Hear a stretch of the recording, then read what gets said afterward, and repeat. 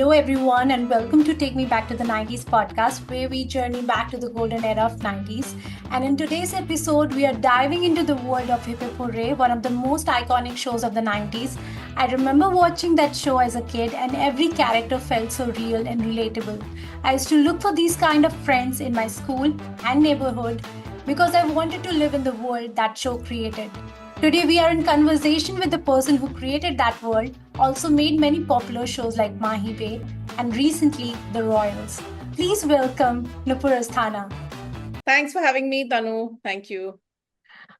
Before we dive into the world of Hip Hip Hurray, I want to take a step back and ask you about your journey. Where did you grow up, and was storytelling and filmmaking always your dream?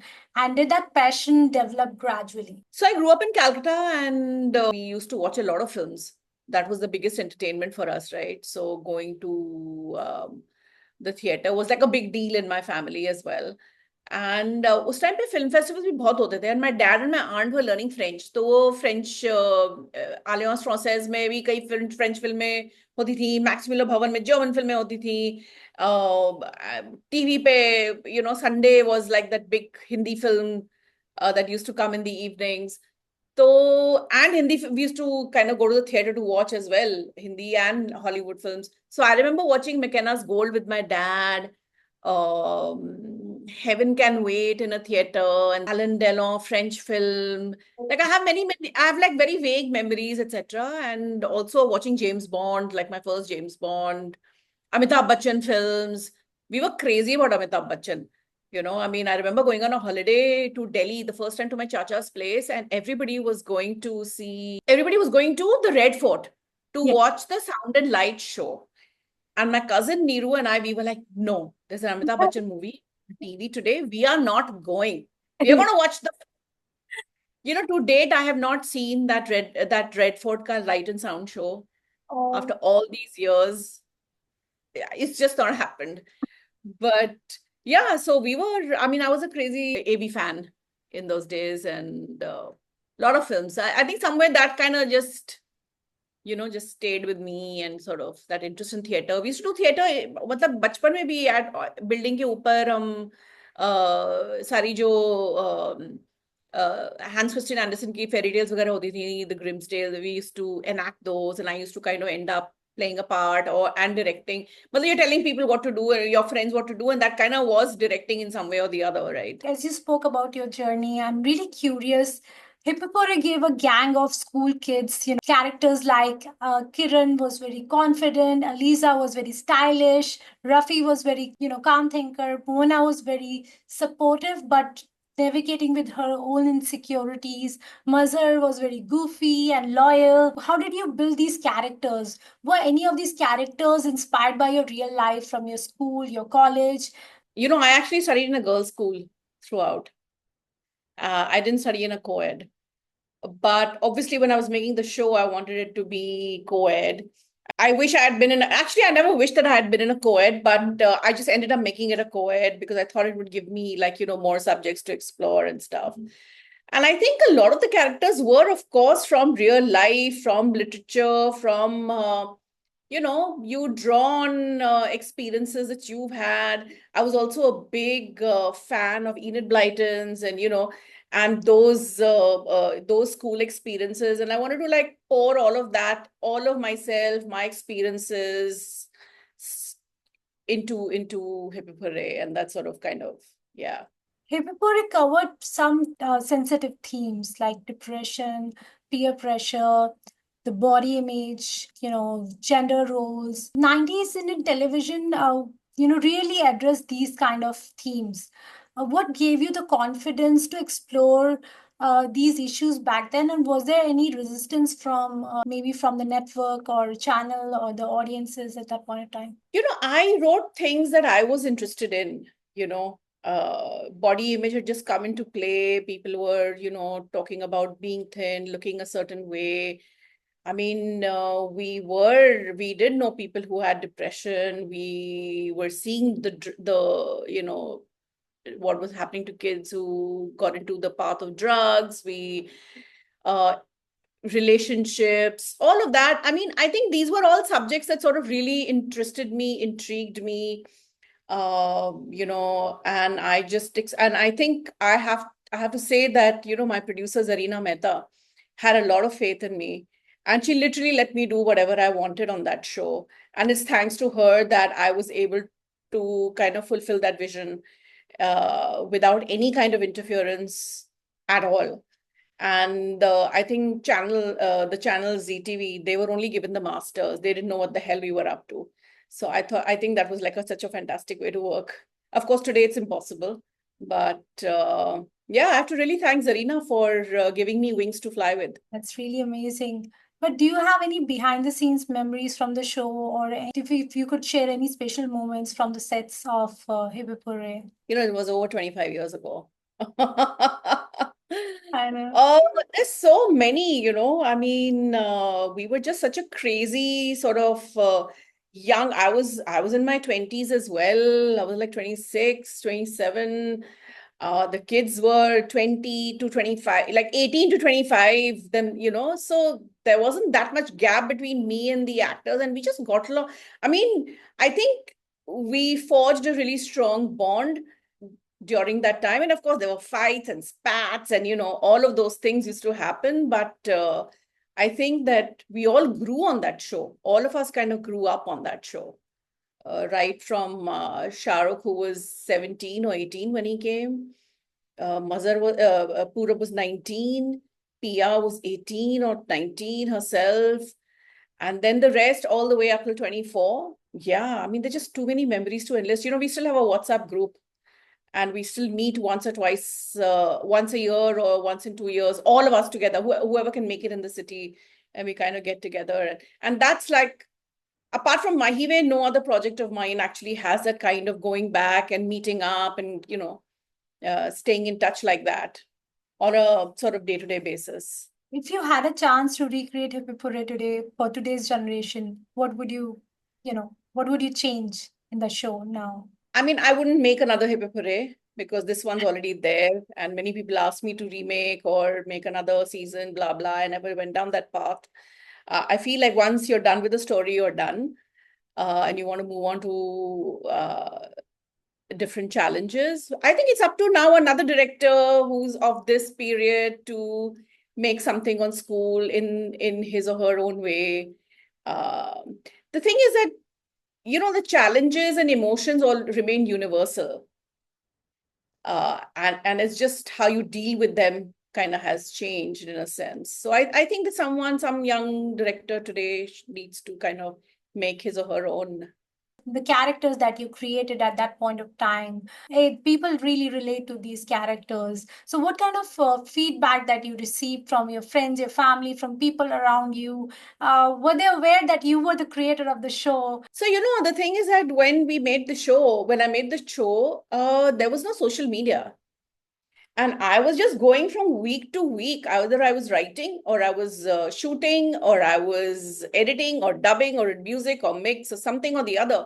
And how that year and a half just slipped by, 80 episodes, I have no clue. But I just remember being at the end of it very, very exhausted. And then I was like, okay, now I'm going on a holiday. So I went to the US to some family. And on that flight, I remember there was a mother and a daughter who asked me they were sitting next to me, and we started talking. And then they were like, oh my God, this is the only show that I'm allowed to see, etc., etc. And I kind of started realizing, oh, actually, people have watched it. Oh, it's doing well. Oh, I mean, of course, our ratings used to be very, very high at the time, but it sort of never struck me. And so it always amazes me, even now when people speak about it, like I'm doing the podcast with you. And I mean, people still, journalists will call me up and say, oh, ma'am, when I was a kid, I used to watch Hip Hip Hurray. And I'm like, oh my God, now I feel like a fossil. But You yeah, I were young mean, back then. so I didn't really have such a big idea of how, that it was uh, The, resonating with so many people. But yeah, it's nice. It's nice to know that, yeah. like, this was your first show? This was my first show. This was my first ever independent series or anything, independent work. So how did that idea come to you? Like, So, I was writing a couple of ideas down and stuff. And I had a friend and neighbor called Sharifa who had done costumes on a show called Seahawks for UTV. And she said, "Oh, I can make you." And I was like, I don't know how to raise money for a film. I had assisted Ketan Mehta, and I thought maybe television will be a way of a stepping stone to, kind of figuring out how to raise money for a film. And so Sharifa said, "Oh yeah, I'll make you meet Anirudh Mitra. He's the executive producer on Seahawks." I said, "Great. I have these two ideas." So she fixed up that meeting. I went and met him. He liked this idea more than the other one. And he said, "Okay, I'll make you meet Zarina, but you need to write more. You need to write like at least 13 episodes." So I said, "Okay, give me a month and a half, and I'll come back." So then I wrote those 13 episode storylines, detailed storylines. I went back to him. He read them and he said, "Okay, I'll make." Then he set up a meeting with Zarina. And the first day that I met Zarina, the first time that I met her, I narrated the whole show to her, all the stories. And I think she reacted exactly the way you want any producer to react. She laughed, she cried, she sort of was totally involved. And then at the end, I said, "But I've never directed anything before." She said, "Doesn't matter from your passion. I know you're going to do a great, you're going to do something great." So then that's how it started. And however, we kind of hit a roadblock when Zarina took the project to Zee. We had the pilot, but I can't remember who was running Zee at that time, but they basically wanted some experienced male director to direct it. And I'll never forget this. Zarina said, "Then if you're not taking Nupur, then we're not doing the show with you." And she walked from there. And I think that I'll never forget, obviously, because That is so she really sweet. stood by me and supported me. And then we sort of. So when you had, got the green light, what was your reaction like? Did you tell your friends, your family? What were you feeling at that point of time? I mean, I'm guessing I was really overjoyed, but we dived into work immediately. And my parents were also thrilled. They were like, "Ha, pata nahi Bombay mein kya kar rahi hai?" She was working for a filmmaker as an assistant. Now she's okay. Maybe, like nobody from my family's from this industry, right? I didn't know anyone when I came to Bombay, not a single soul except for my classmates here and there. But yeah, so they thought, ki, "Ha, chalo, oh, she's getting paid. Thank God." She's making some money. Like thrilled because, at that time as an assistant, I wasn't earning much. So, and my friends were at MTV and Channel V. Maybe MTV wasn't there, maybe just Channel V was there. I can't remember. But they used to like fund me literally, get my jeans washed. I used to stay in a working women's hostel and I had just moved to a small garage apartment and yeah, yeah, yeah. While you were, creating this project, were you aware that this will be so big? Or you got any kind of At feedback? all. Someone who said that, this is going to be super duper hit. No, I had no idea. I had absolutely no idea. People still wait for the reunion of Hip Hip Hurray. So are you planning for any big reunion? The fans of Hip Hip Hurray can, really look forward to. I don't know, Tanu. I don't have the rights. Okay. UTV doesn't exist anymore, and I think Zee TV has the rights. So, yeah. So it's unfortunately we don't have IP. Any scene that you remember of Hip Hip Hurray, which you still cherish, which you feel that, okay, I wrote that scene so beautifully and it came out even more beautifully? Big memories. I have some memories of different things. One was I remember we made an episode on children with Down syndrome, and they were in in Juhu there's a school called Dilkhush school for children with Down syndrome. So we were doing an episode where our kids of Denobli school are helping the kids of the Dilkhush school to put up a performance, to put up an annual, a function.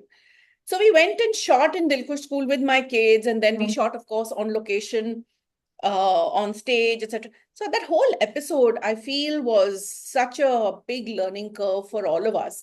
We didn't know what to expect.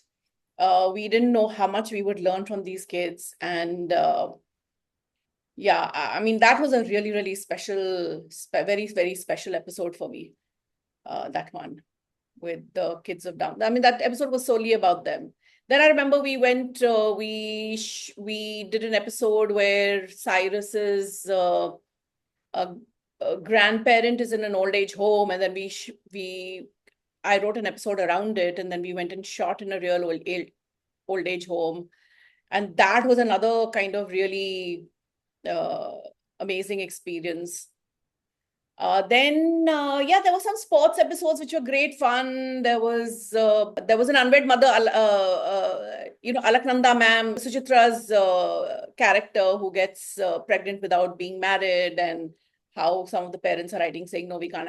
I think some of those episodes were really fun, and I mean there are just too many episodes to list, to be honest. There were 80, right? That 80 episodes, so it's hard to call out one over the other. But there was one that was great fun where there was this competition between these two girls, Mona and Kiran, and they went into this crazy experiment to find out who's better. Then there was one I remember with Sanjay Mishra, who's the art teacher, and we were shooting on the terrace of St. Mary's School, where he's talking about what art means to, it means in life. And yeah, I mean, I think they were all very, very special episodes. I can't pick out a one that is my favorite, but these are the ones that kind of are. What is that one best thing about being a storyteller? I get to step into many, many worlds and explore them, and walk in the shoes of different kinds of people and characters, which one doesn't get to do in normal life. So that's great fun. Now let's talk about Mahi Way, which is like one of my favorite shows. It was truly ahead of its time, and in terms of body positivity, self-love. What inspired you to create Mahi Way, a show about, plus-sized woman, confident woman trying to find herself in a world obsessed with appearances. What inspired you to create that show? So, that's the time that I got a call from YRF. They had the script. Devika Bhagat had written a lovely script, Mahi Way. I was called in by Aditya Chopra, and they sent me this, the script, and I just loved it. I thought it was my story. And then I, spent some time with Devika, and we were like, this is every woman's story in a sense, and those themes really resonated with me. And yeah, I just jumped into it, and then I gave my voice to it. It's got a lot of Devika's voice in it because, she wrote it. I directed it, and it was a very important moment in my life, that show. So you have to give 100 marks to Aditya Chopra, who championed that script and pulled me into it and made me a part of it. And yeah, and I ran with it. I think once that show was over, I think it was left on that point where I think you were expecting Mahi Way to return. Yes. The thing is that I actually had moved on, like I said that, I when I tell a story and then I'm like, okay, now I'm done with telling the story of these school kids. Now I want to move on to something else.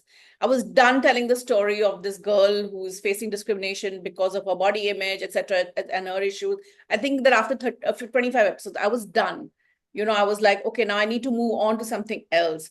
And I feel like at that time, Adi couldn't sort of zero in on someone else to take over the project, etc., and it kind of just died there. Yeah. So when it was left on that point, like, were there any fan mails or messages coming to you? Lots.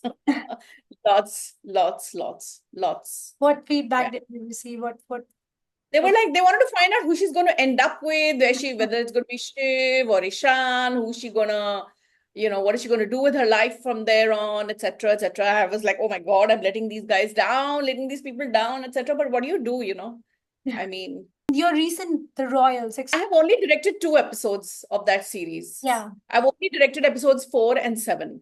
Okay, and what drew you to that world? Like when you were directing these 2 episodes? I mean, no, it's a royal world, right? So what's there not to like? I mean, it was fun. I was doing it with my friend Rongita. So, it all sort of, worked out well. I enjoyed myself on that shoot. But that was a totally different theme than what you have. I just came on to direct 2 episodes. But if you remember, after Mahi Way, I directed a film called Mujhse Fraaandship Karoge. Fraaandship Karoge, yeah. And that was also teenagers, but with a very different lens. Yeah. That was, for me, it was an extension of Hip Hip Hurray, the next gen.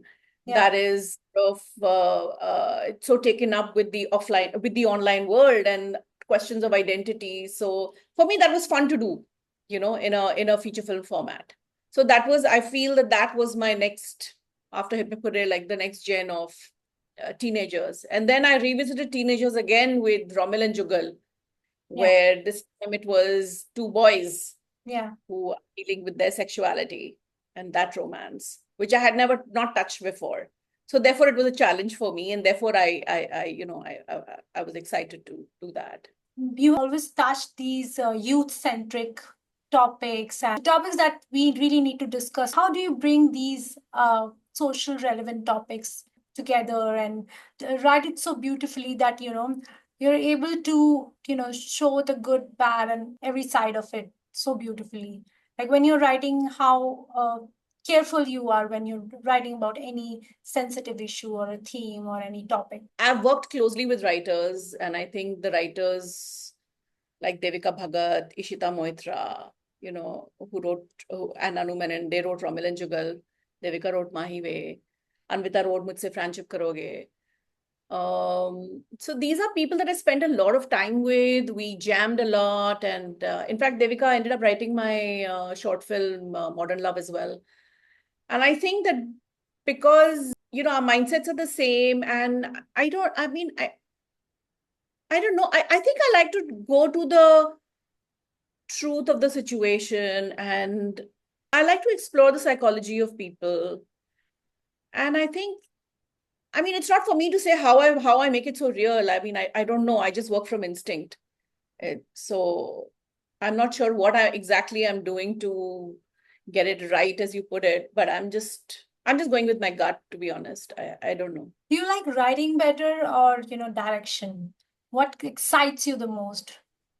I love directing, of course. When I go to the floor, I feel like, yes, this is where I was meant to be. This is the big high.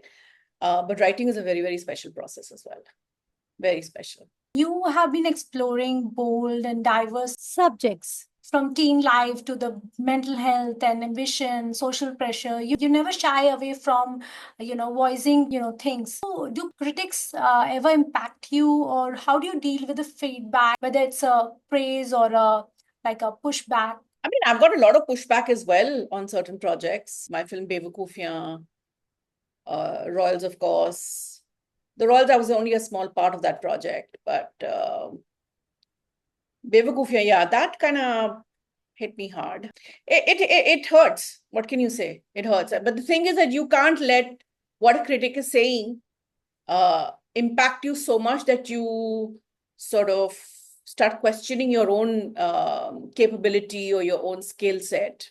At the end of the day, they're reading something, they're watching something, and then they write it in 2 hours. Like we worked for like 2.5, 3 years on every project.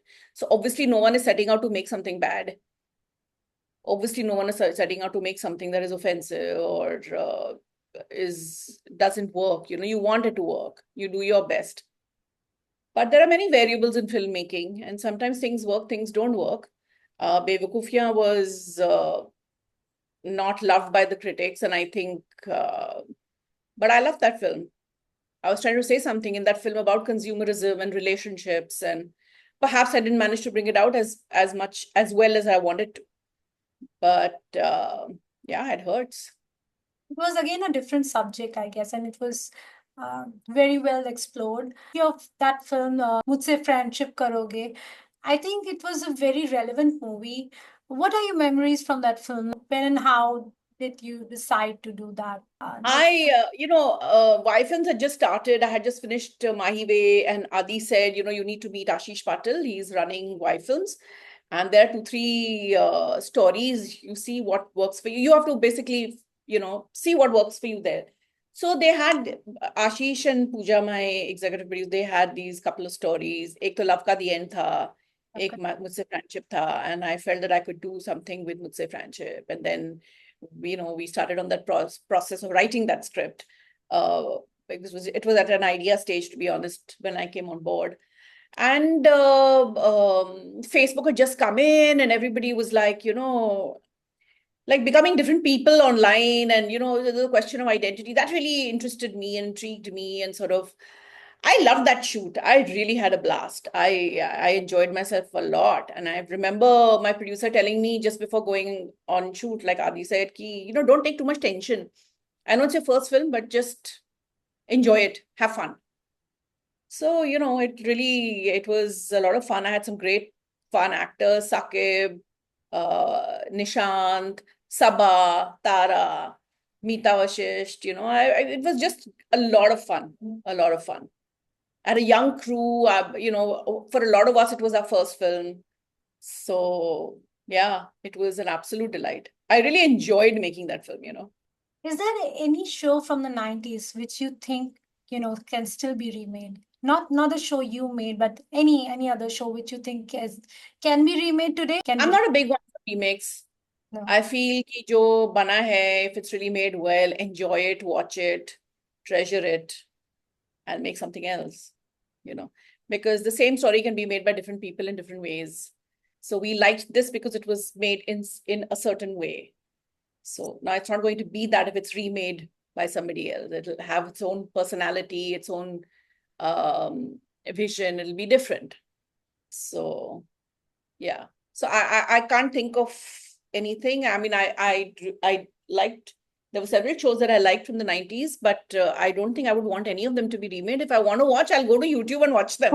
When you look back, what changes do you see in the industry specifically? Like, how was it back then and today? Like television, if we compare 90s television and today's television.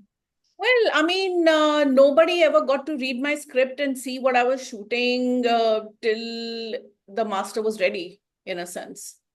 I would discuss with my producer, with Zarina, that this is the episode that I'm doing, and this is the storyline. She didn't ask me for the script and go over every piece of dialogue and moment. None of that happened. I was like, this is the story that we're making. And that's it. Then I would go out and make it. We had to shoot it in 2.5 days. And that's it. So every episode. And then we would watch the master, Zarina and I would watch the master together, and we would send it to the channel.